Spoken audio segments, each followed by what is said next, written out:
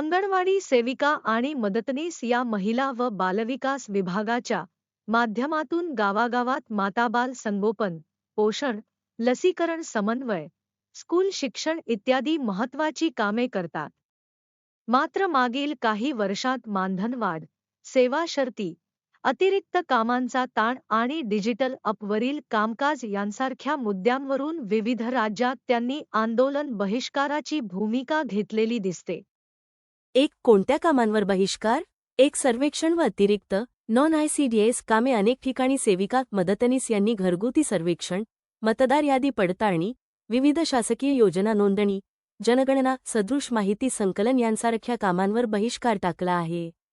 कारण ही कामे त्यांच्या मूळ कर्तव्यांबाहेरची असून त्यासाठी स्वतंत्र मानधन, भत्ता मिळत नाही, तसेच वेळ व प्रवास खर्च वाढतो. 2 मोबाईल ॲपवरील ऑनलाईन नोंदी केंद्र, राज्यस्तरावर सुरू केलेल्या पोषण ट्रॅकर, ICDS-CAS सारख्या ॲपवर दररोज माहिती भरावी लागते. बहिष्काराचे कारण: नेटवर्क समस्या, मोबाईल डेटा खर्च, स्वतःच्या खिशातून तांत्रिक अडचणी व प्रशिक्षण अपुरे, कागदी व डिजिटल दोन्ही नोंदी ठेवण्याची दुहेरी जबाबदारी.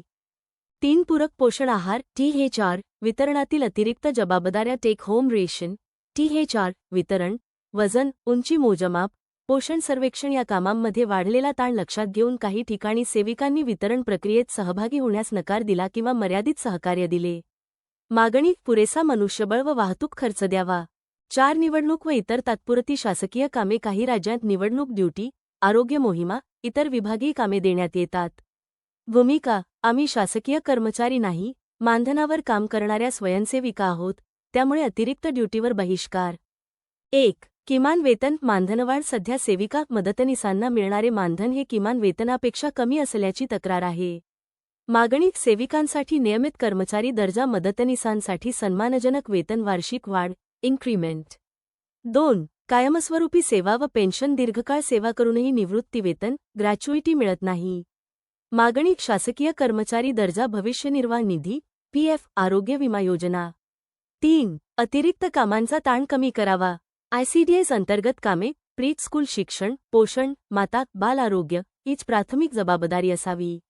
मागणी: इतर विभागांची कामे देऊ नयेत, मोबाईल ॲप सुलभ करावे, दुहेरी नोंदी पद्धत बंद करावी. 4. सुविधा व सुरक्षितता केंद्रासाठी स्वतंत्र इमारत, शौचालय, पाणी, वीज, स्वसंरक्षण व कायदेशीर संरक्षण. शासनाची भूमिका: राज्य सरकारे वेळोवेळी चर्चेसाठी बोलावतात. काही ठिकाणी मानधनवाढ जाहीर केली गेली आहे, तर काही मागण्या प्रलंबित आहेत. शासनाचे म्हणणे साधारणपणे असे असते: ICDS ही केंद्र पुरस्कृत योजना असल्याने निधी मर्यादित आहे.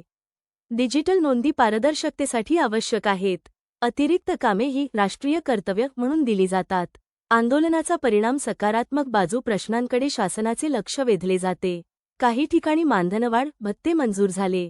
नकारात्मक बाजू: पोषण आहार वितरणात अडथळे, गर्भवती माता व बालकांच्या सेवांवर परिणाम, गावपातळीवर नाराजी.